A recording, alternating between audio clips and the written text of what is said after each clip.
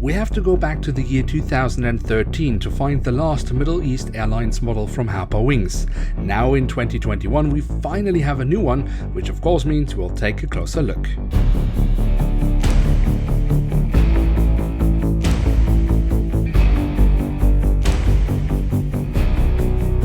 And with that alone, welcome to a new episode of Review, where we today will take a closer look at an Airbus A321NEO of Middle East Airlines. At the front of the box we have the cutout so we can get a glimpse of the aircraft model inside, and on top of that we have the MEA or MEA branding. Then the backside of the box unfortunately reveals once again that Herpa does not care about their product, because otherwise you cannot explain this really poor box design.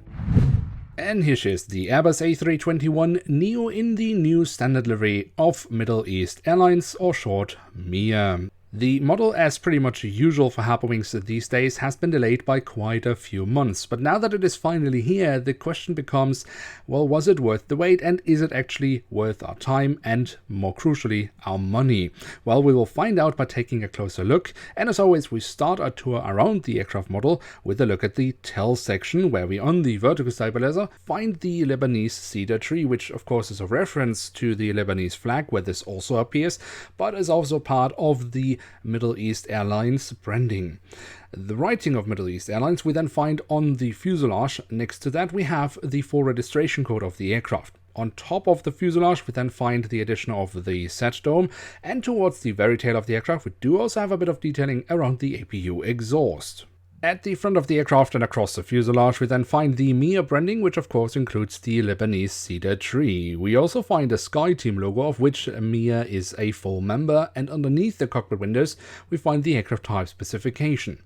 When we then look at the cockpit section itself, well, there we have the cockpit windows with the, for the NEO, so usual black mask, but that's all we get here. And of course, even worse than the missing printed details, like for example sensors or the basic window wipers, is the fact that Herpa thinks that this shape of the cockpit section resembles an Airbus A320 family aircraft, which it clearly doesn't. But let's move on from this catastrophe and look at the next one, the engines. Yes, we do have the silver leading edge, safety relevant markings, and the writing of NEO printed on. That's all well and good, but look at how the engines have been mounted. They're clearly facing way too much upwards. You can of course fix this yourself, but by doing so always run the risk of damaging your model. And clearly, Herpa should just have been working properly from the beginning, just like they were doing with the physical detailing of the engines, which actually is very nice. On the fuselage, just above the wings, we then find the emergency exits have been printed on, which leads us straight to the wings, which we of course also should take a closer look at. Starting off with the top side, where we can see the different flap slats and spoilers have been carved out very nicely.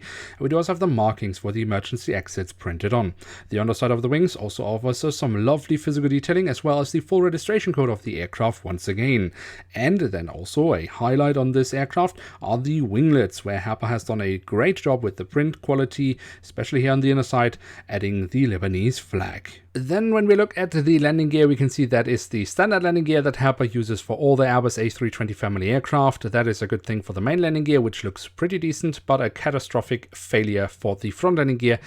I mean, it's not even closely resembling what a front landing gear of an A320 looks like. And then to add just a little bit more Herpa Wings nonsense, when we look at the belly of the aircraft, we can see the MEA branding has been printed on as well. However, it has of course been destroyed by a hole in the fuselage for a stand, which is not included with this aircraft model. And then last but not least, and at least here they haven't created any major issues, we do also have the doors to the cargo compartments printed on here at the back of the aircraft and here at the front of the aircraft. So there we have it, the Airbus A321NEO in the new standard livery of Middle East Airlines from Herpa Wings in scale 1 to 500, and what can we say about this aircraft model? Okay, oh boy, there's quite a lot to go through here, so let's just get cracking. Firstly, you need to know a few things about the aircraft model before you buy it. Things we can't change, like for example the cockpit shape. The mold here is just not very good. You need to make up your mind whether you can live with that or not. Also, the front landing gear looks hideous, and of course Herpa these days apparently does not add window wipers to NEOs anymore for whatever reason. Then there are a few things you need specifically to look out for on the A320NEO aircraft models from Herpa Wings, which can be changed. That's for example how the engines have been mounted. There will be examples where they have been mounted correctly.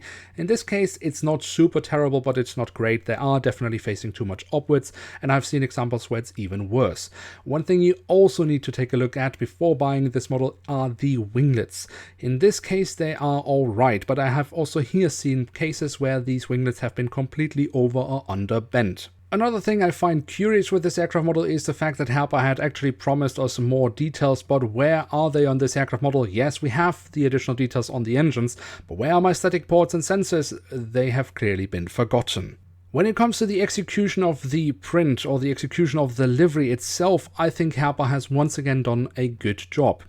The colors, that's always a big question. Have they gotten it quite right? And it is extremely difficult to really determine it because it always depends on the light you're seeing the colors in. But when I compare, well, the aircraft model to recordings of the real aircraft I did a few years back, I would actually say that Herpa has done a fairly decent job in matching the correct colors. Ultimately, when I'm looking at the aircraft model to try to determine whether I can recommend it or not, I'm torn. I really want to like the aircraft model. I've been looking forward to it quite a lot.